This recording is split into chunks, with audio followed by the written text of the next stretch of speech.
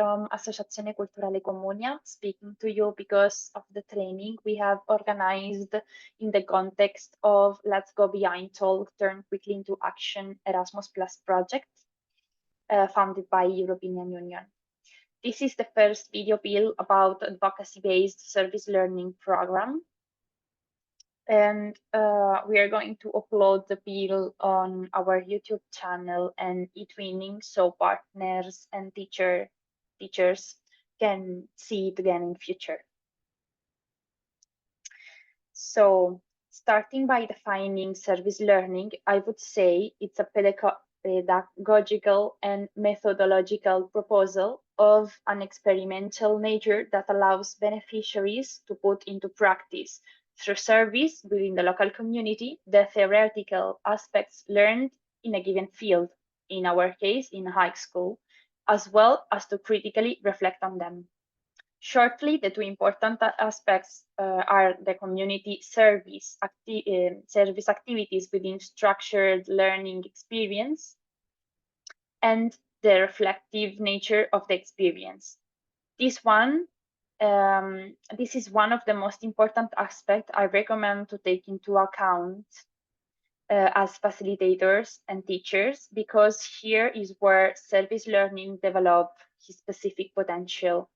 Let's see this concept in deeply. The two peculiarities that define service learning are the reflective nature as a means of developing both the skills needed for community work and the student's future professional development. And the second one, as important as the first, is that the purpose-oriented action proposed by the students for the community became a vehicle of the academic knowledge and professional growth that students assimilate during services. We could say there is a reciprocal relationship between learning and community service. At that point, in order to clarify in which aspect service learning is a different proposal compared with classical volunteering and stages, I've prepared this slide. Here you can see that volunteering focus on the benefits target group can have thanks to the service the volunteer is given. And planning stages, on the opposite side, the emphasis is on students' acquisition of specific professional skills. So service learning instead is focused on the active learning process of students, and the benefits are directed both toward who promote the service and the wider community. So which positive effects have been proved by literature on service learning? You have them here, divided by these three categories, target categories. As you can see, most of the studies centered on the benefits on students that are also way easier to measure than the ones on the whole community. It is also interesting that the community, it appears to be more dependent on the action the service have done. Students, as you can see, normally increment both personal and social skills as well as the academic ones. I found also interesting that this third group of beneficiaries, the teachers, that like being the leader of a service learning proposal can also keep growing as a professional and acquire new pedagogical strategies, transforming the traditional modes of teaching. So now that you have a general understanding of service learning, I would like to introduce the difference between traditional and critical service learning. So critical service learning is a term used to describe the academic service learning experience with a social justice orientation, meaning that the service in the service there is a specific and expressed intention to transform structural inequalities. The division emerge between the kind of service learning that provides direct and charitable services to community in need, for example, food collection, house painting, or street cleaning, or counseling, and the kind of service learning that engage students in political organization and social advocacy. Then service learning become a problem-solving instruments of social political reform, and the students see themselves as agent of social change.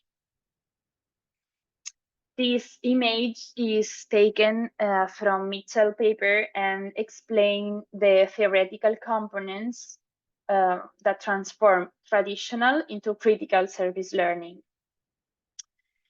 The social change orientation, here you have, require rethinking of the types of services, activities in which students are engaged, as well as reorganizing project and assignment that challenge students to investigate, understand the root of the causes of social problems, and the courses of action necessary to challenge and change the structure that perpetuate these problems. Also, it appeared necessary to include a reflection on how to reduce the power gap between the ones that give the service and the community target who receive it. This includes a restructuration of the eyes we use to determine what to fix. Nothing must be fixed, and there are no one capable of doing sort of a thing. Changing this perspective led to deconstruct dichotomies as of us and them, and reduce hierarchies. That logic also opened us to developing authentic relationship with common goals and shared understanding that create mutuality, respect, trust, leading to authenticity. Reciprocity in the service learning experience seeks to create an environment where all learn from and teach one another, and this emphasizes a collaborative relationship and seeks to involve all parties equally in the creation of service learning experience. Once again, I invite you to pay attention on the importance of the reflective process. Here you have reflection. That is one of the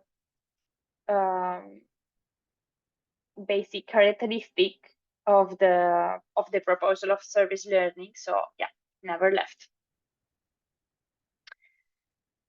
All those aspects we have talked about interact with the classroom and the community components.